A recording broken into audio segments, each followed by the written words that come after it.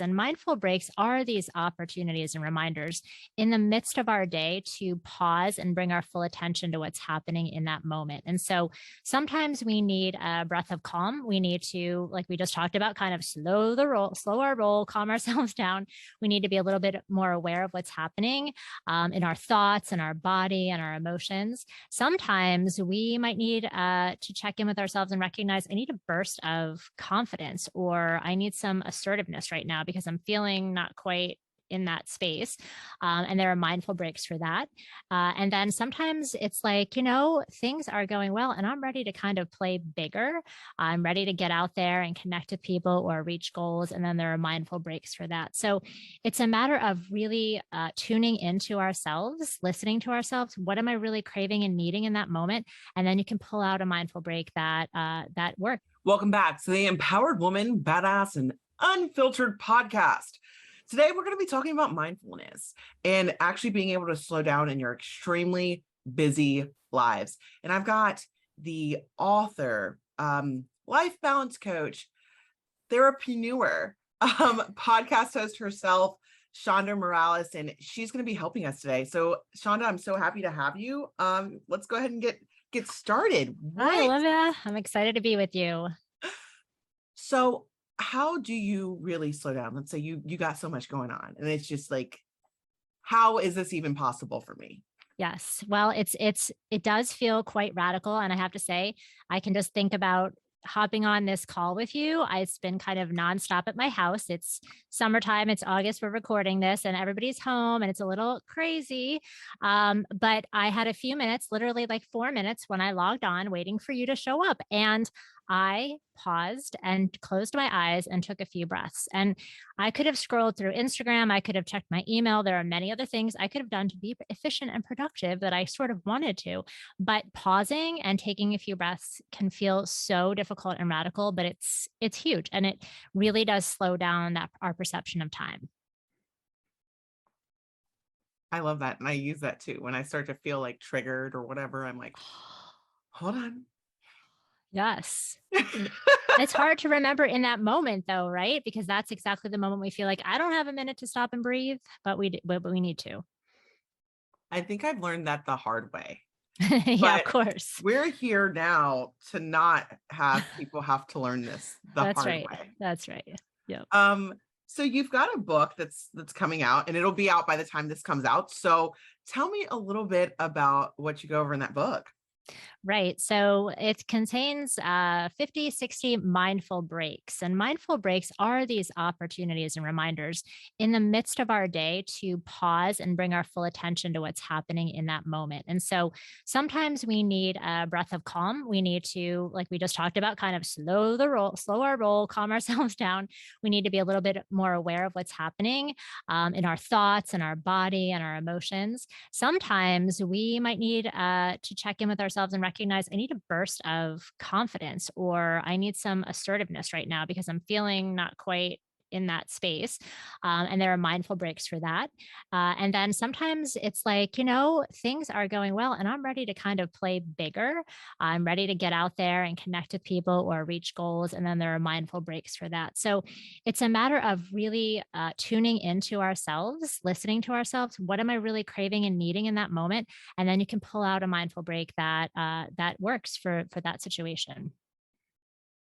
Thank you. So what I'm getting from this is, this is going to just increase your personal awareness, because you're going to be, once you start doing this act, and that's why, before I said that I've just learned the hard way, because, and so it seems like these mindful breaks, having so many of them, there's some that you have when you don't necessarily need it.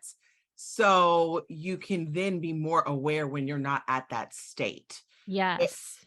Okay. Well, exactly. And really the most powerful 1-2 punch with all of this meditation and mindfulness is, I'm a huge proponent, and I'm a huge proponent of 5 minutes a day, that we can find 5 minutes a day somewhere, carve that out to meditate. And meditation is that time where you are going to get quiet. You are going to, as best we can, not be interrupted, and close your eyes and really recognize what's going on internally.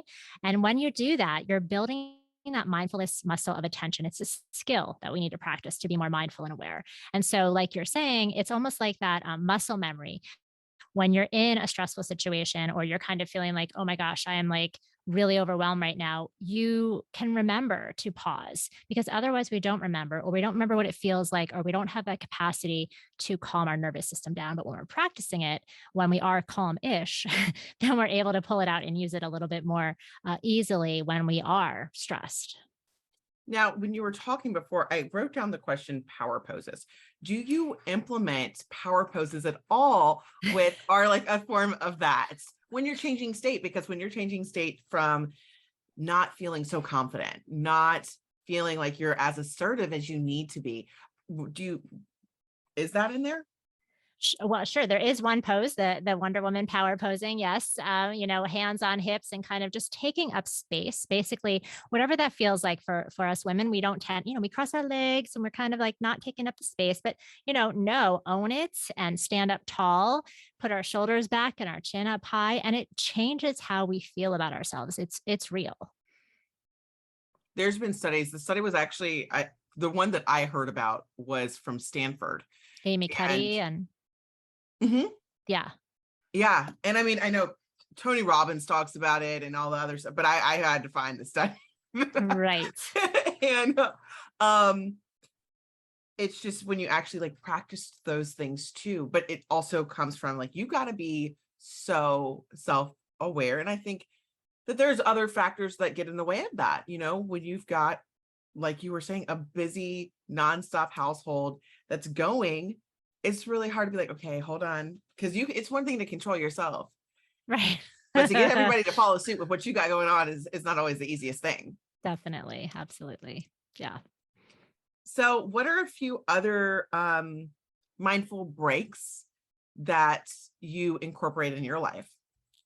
So, something as simple as a coffee mindful break, everyone loves this, which is instead of chugging our coffee and multitasking and not even noticing that we've had it at all, we can pause for 20 seconds and feel the mug, feel the texture, feel the warmth.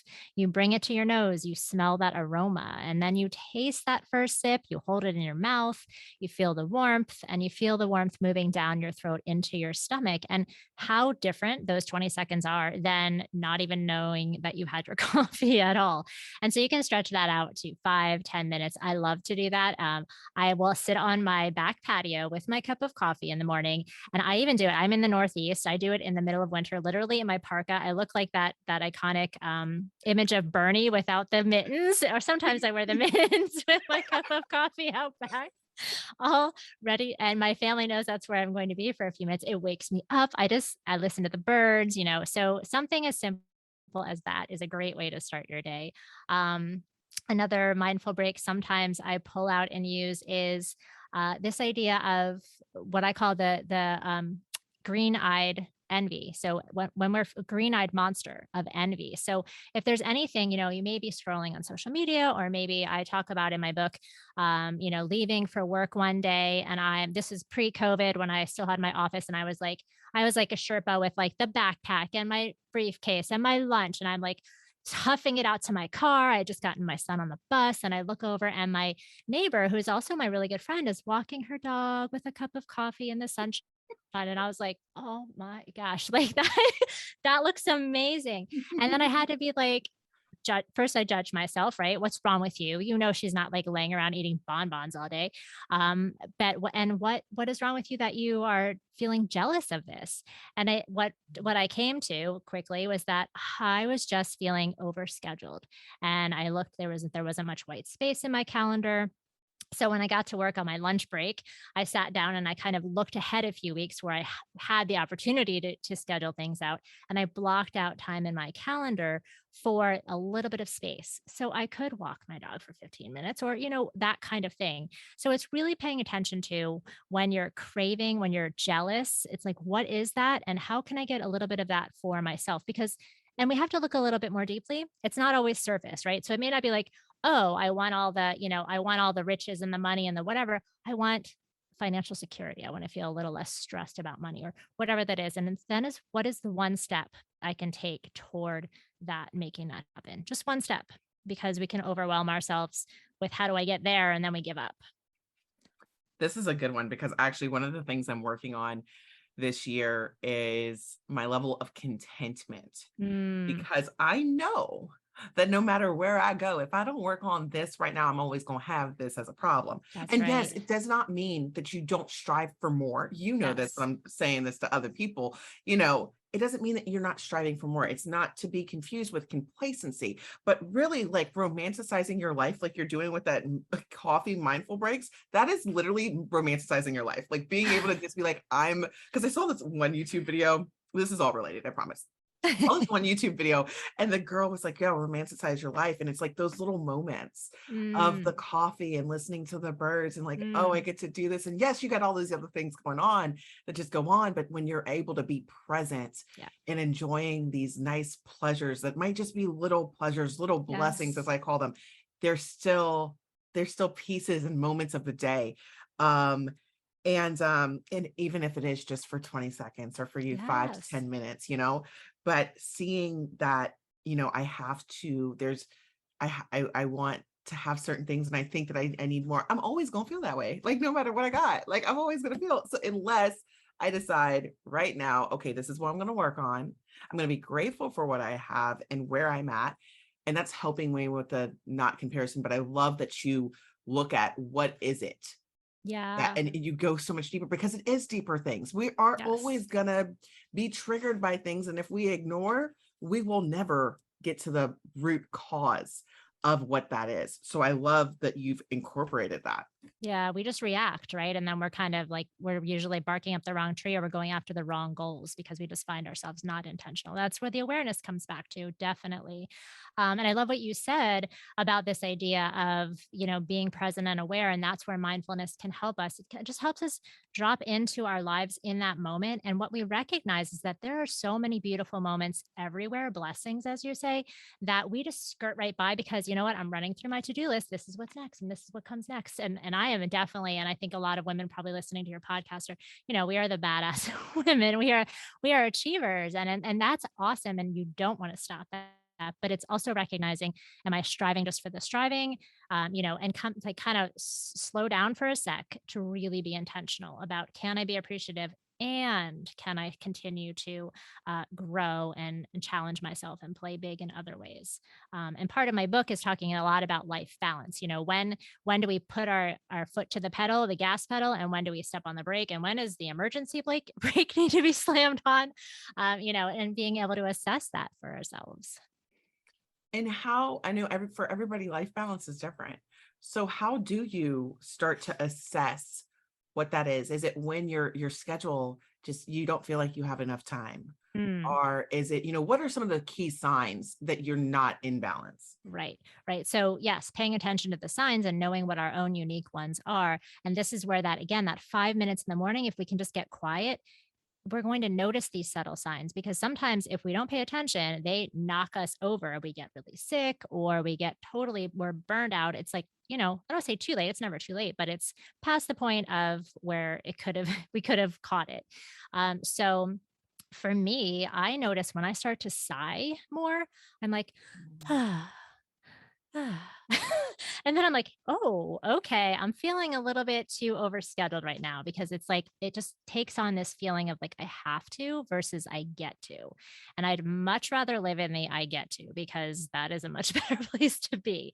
And we know, all the privilege that we have of doing this work, or growing, if we are in a place where we're working on ourselves, we are privileged because we can have the time and energy to do that, and that's awesome. So sometimes it's muscle aches, tension, headaches, stomach aches, digestive stuff, sleep issues, all kinds of signs and symptoms. But we all have our own unique symptoms that show up when we are starting to feel overscheduled or heading towards burnout.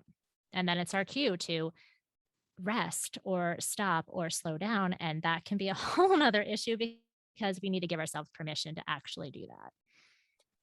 How do you know when to let something go? Something as, what are you thinking when you say that, when you ask? Well, let's say you're a badass woman. You achieve a lot of things. You're releasing your second book. There's things in your life like that you've accomplished, but I know that there's certain things that you've had to make a choice, even though you might have loved it, you had to let it go because it Mm. was not in alignment with your life anymore. Okay. Yeah, absolutely. Again, getting quiet. And we can have cues of when we are thinking about a path to take or a choice to make. It's like if you start to tense up a little bit or you feel a little bit of discomfort, it's sort of like, that's not it. But you can also feel energy and aliveness and excitement and fear. So oftentimes when we're making a big leap, there's fear involved. And so it's sometimes hard to tease out, is this fear or is this, is it healthy fear, kind of normal fear, excitement, or is it a no?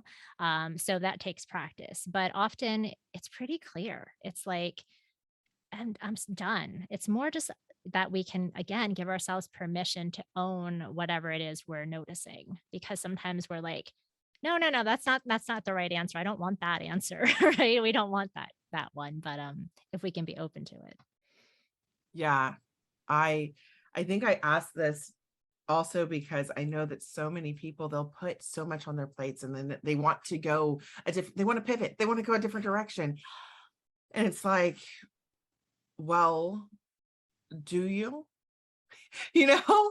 Or and I love that it really it goes back. It all starts with the morning. Like I'm such a big component on a good morning routine, Yeah. spending that time getting your mind right and just being in alignment. And because it all does go back to like, okay, are you doing the things that make you feel your best? Mm, That, and I'm not talking about like those temporary, like the things that make you operate at your best. yeah. And that 5 minutes literally is one of those things that makes you operate at your best. Yeah, completely. And I would say too, getting clear on your values. So if you can really know what your top values are, three, four top values, then it's a very healthy filter where you can make your decisions. You can filter them through those values. Does this fit in my values? And that gets to be pretty clear, yes or no. And then there also the piece of, is this the time in my life? Because we go through different phases of our lives. Some of us are expecting children, and some of us have older children, and everywhere in between. That it's going to look different for me when I have a newborn or a toddler versus when my child is in fifth grade or in college. And so, and even if you're not a parent, there are different phases of our lives where it just looks different. We might be caretaking other people, and so to know, okay, I'm going to note this. I promise myself I won't forget this, but now is not the time, not yet. Yeah. No, that's going in. Also, like just getting clear on your values and make sure they're yours. I know a Mm, lot of people, they became successful through society's eyes, but they feel so empty. And I'm yeah. not necessarily, I know you're not necessarily like talking to them specifically, but let's say you were. Let's say somebody realizes I start going on this spiritual journey basically because you incorporate into meditation and you start to have all these thoughts that are yours.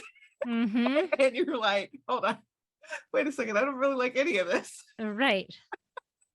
Or This or doesn't it gets align with anything. messy. It's making my life messy, right? Because and yes, absolutely. When we start to make changes, even if they're subtle changes in our lives, often people in our lives rebel against it a little bit because it's just out of their comfort zone. It doesn't mean they won't adjust. Often they will. But it's just that like, who, what? You're gonna set a boundary with me, or you're going to change gears here or something like that. And that's hard. So I think to just expect it, expect some of that and give it a little bit of time and patience. And even maybe if you're recognizing it, be explicit with them about it. So this is what's happening with me. And so you might notice some of these changes and, kind of bear with me, or I'm not going anywhere or whatever, kind of allay some of their fears. So yeah, it can be, and it also can be it feels super messy when we're in it too. When we're in a growth phase, it is like, what is happening? I have no idea what's going on right now. I'm so confused. I'm so lost. But to remind ourselves we're not lost. It feels that way for everyone. We feel just confused, and it's a lot of emotions at once. And so that's usually where the good stuff happens actually, if we can be patient. Yeah, be patient and find out who you really are Yeah, and that it's a in the, at lifelong this time. process. Exactly. It's a lifelong process. We never get Mhm. there. Yeah. and I constantly say this, but going into growth and change with a learner's mindset. Yep. Are there any mindsets you talk about specifically in your mindfulness? Well, I mean, I think it's to pay attention to it's knowing where we each fall on the continuum of different things, right? So some of us are high achievers, some of us need a kick in the butt sometimes to get moving. Some of us are risk takers, some of us are risk avoidant. So those are all different continuums. Some of us are perfectionists and some of us not so much at all. So it's kind of like, can I recognize where I fall on these continuums and then inch myself very slowly, patiently again, bit by bit towards the center. So, knowing your growth edge and where knowing we can all change and we can change those neural networks in our brain. So with women, it's often a lot of guilt, a lot of perfectionism, a lot of society's expectations of how we're supposed to do things and do it all and all of that kind of stuff. So when again we can recognize that inner dialogue running in there that's often very judgmental, it's really helpful because then we can say, look at that judging. And then what we notice is that we're judging the judging. Like, how could you be so judgmental of yourself? Like, oh my gosh, we go off and running. It's amazing. So I always say a little bit, definitely a lot of kindness. And if we can even be amused by how our minds are just like, oof, busy, busy, busy. Yeah, like, girl, calm down. Like, it's okay. Exactly, exactly. Like, hold And on. how would I talk to my best friend? How would I talk to somebody I really care about and switch up that dialogue, which can feel really artificial sometimes initially. But we deserve that kindness as much as we give it to other people. I saw a TikTok years ago, and it was talking about, treating your best friend good. Like, and when a friend is going through a hard time, it's like, don't treat my friend like that. Like, just don't do that. Yeah, right. Like, don't be mean to my best friend. Like, and it's just, and I constantly will tell my friends that, but also like myself that when I'm being overly critical. And then my problem, and I don't know about anybody else listening to this, but I will justify my extra high critiques. Like, Uh, people are like, but you want this and you're so upset that you're not at this specific space right now. But you're like, you talk about giving people grace, but you're not doing that right now. I'm like, yeah, but I have different standards. I understand that. yeah, yeah. Well, it is a fine line of striving and having high aspirations for ourselves and expectations and holding yourself to a high standard and not where it's impossible or that you're going to get it your own way because then it feels defeatist, and so we need to be positive. Positive reinforcement is definitely more helpful when we want to grow. So yeah, you got to check that a little bit, but, No, I but mean, knowing it's there. Yeah. Yeah. I'm just being honest, Yes, like, totally. Yep. like, and I mean, I've gotten better with it because I'm aware of it, but when I get down these like rabbit holes of feeling these ways, and then what my friend told me that helped me change my perspective, she was like, you said this year was a year of investment for you, like just really investing in yourself. And she said, and she just got a restaurant and she had a investor invest like $30,000 into her to fund this restaurant for her.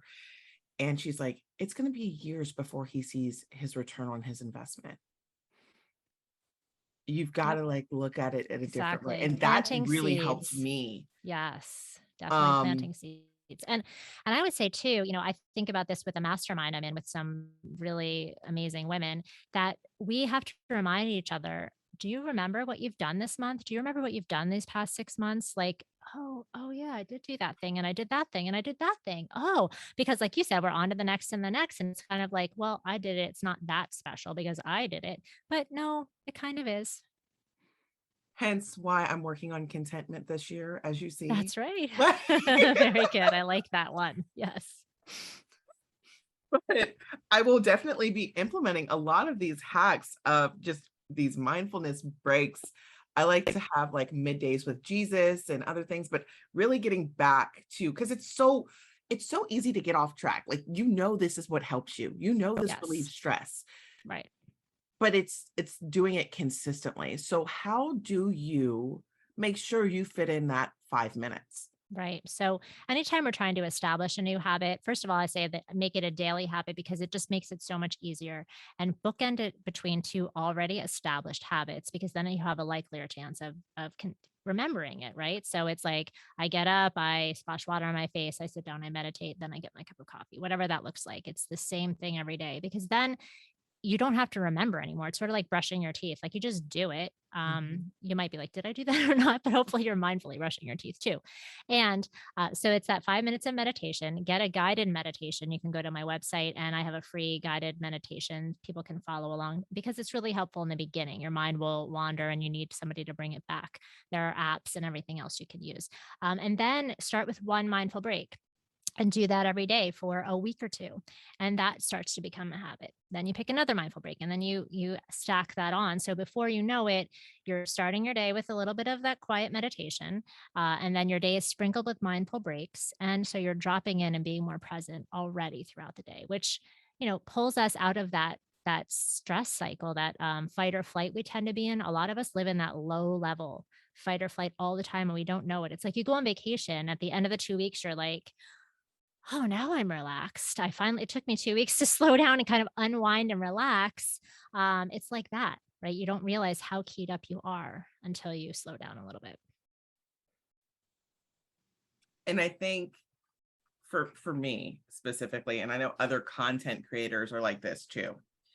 While the world got to slow down during COVID, a lot of us had to mass produce content. Yeah. And then the way that more people came onto social and more of these things were pushed, like reels, the things that don't live very long, Mm, all of those things, like when you're producing those. And like one of the problems I have, like I just mass produce content as a habit now. Like it's not even like, and I'm like, oh, I can right. repurpose that. I can do that. Right. No, I'm just this, and I'm trying. That's another thing I'm trying to work on.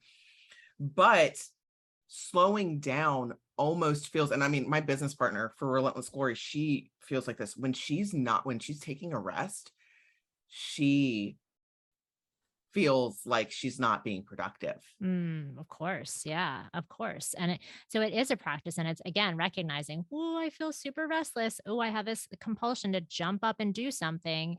No, no, no, no. I can stay put. It's almost like, we're kind of like training a little puppy, like just sit, sit. Nope, nope, nope. I know you, nope. You got to sit, stay.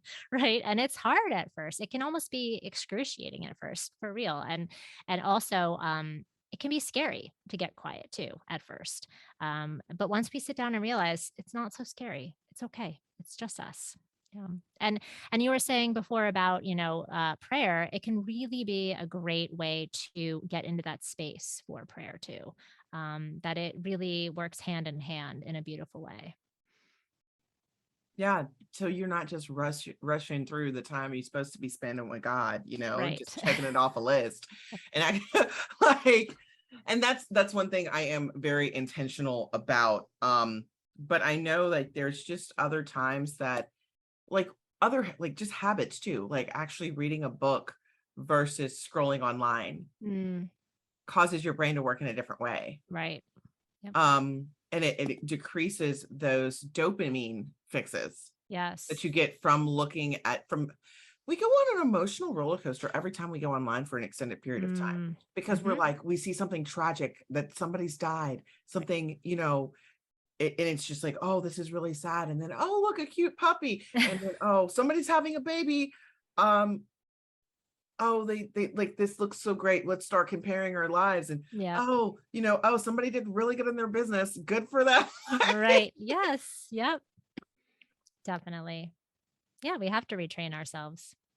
And we can do it. I mean, that's what my work is all about, is making it simple and easy and fun, because, it's kind of like seeing it as an experiment to just play around and not take ourselves so seriously and not make it such a big project, because the last thing we need is something else to add to our to-do lists. It's about how do we just incorporate this right into our lives so it becomes part of how it feels. What are some of the benefits that your clients have experienced from implementing this? Well, I would say that idea of feeling like there's more space and time, because we can all get in that place of time starvation, myself included. I know I started practicing mindfulness when my daughter who's 20 now, when she was 3. And really quickly, I started to notice that I had more patience. I wasn't yelling at her as much. I was just more fun and playful. So, all of these things, I mean, those are the first things to go when we are stressed out. We lose our sense of humor and our ability to kind of think on our feet, our libido. I mean, all kinds of things go out the window when we're stressed out. So, all of these benefits, there are so many benefits um, for people, for women. I'm writing down the benefits that I'm hearing, like increase the time of your day, become more fun and playful, become more proactive rather than reactive. Exactly. Absolutely. Because you have Um, that moment of recognizing what's going on, and then you have a choice. How do I respond to this versus just reacting out of those old habits completely? Yeah. Like we talked about before, we notice and savor more of the beautiful moments. Research shows that we're more innovative and creative and efficient, really. And that's something I definitely noticed right away because I was very much, I still am. I like to get things done, check things off my to do list. And that slowing down, I thought, there's no way I'm going to get as much done if I'm slowing down. How does that work? But it's one of those things, if you think about those days when you're frantic and you're like, you drop the coffee mug or you spill this because you're rushing. And when you slow down just a notch, you're more efficient and you can sustain that energy longer. So we're not exhausted by the end of the night because we are not burning ourselves out throughout the day, running in that fight or flight. Slow down to achieve more. Yeah. Yeah. And And be there for your life, right? Because we can mhm. miss a lot otherwise. Yeah, and that's a part of achieving because you don't want to just get the things. It's so Yes. empty. That's so unfulfilling. And Right. but when you have those genuinely amazing relationships, that's a time investment. You Mm, know, when yep. you have your children that are just like, you know what, I remember this time that I spent with my mom that she was actually really present with me, Yeah. and this doesn't have like nobody's going to be perfect. If you're listening to this, and I don't expect anybody to be perfect Oh no. or have it all right. I think this is all a growing learning process. But if you can increase your attention span, which meditation does, that is Yep. one of the biggest benefits I've experienced myself is, and just being more mindful too, is an increased attention span, Yep. um, and lower stress levels, Yep. and it's just simply, it's like we've been saying, it goes from starting off your day. Yeah. It's so important how you start your day off and, you know, not rushing through your morning process, but Yeah. slowing down to actually get there. And I mean, fascinating research about longevity, our lives, our lifespan, living a healthy long life, because meditation and mindfulness affects us down to the cellular level. There are telomeres, these little caps at the end of our cells, that chromosomes, they're almost like the end of a shoelace, that plastic cap. And as we age, it breaks down a little bit more. Long-term meditators, it stays intact longer. So we live longer, healthier lives by doing this. It's literally exercise for our brain and our body. So it's real stuff. And believe me, I get it. When I was a skeptic, when I when I first heard about this, I'm like, but just test. That's why I say experiment, test it out, see what works for you. And I like what you said too about this is not about doing it in a perfectionistic way, because I have those tendencies. And this is about eh, picking up where you fall off. I have a mindful break about falling off the wagon. So whether it's with meditation or any of these healthy practices in our lives, it's kind of forgiving ourselves. Where do we go off course? And then just get right back on and get started again. Yeah. I thank you. Well, Shonda, I thank you so much for being here Oh, it's great to and talk for with you. sharing all of your knowledge. And guys, go check out the links are all links below. Definitely go check out the book. Um, so you can have all of these benefits that we literally just talked about and so much more. Great. Thanks, Olivia. Thank you. Thanks for listening to this episode of the Empowered Woman, Badass and Unfiltered podcast. If you found any value in this, please consider sharing and subscribing. Now go out and be a badass.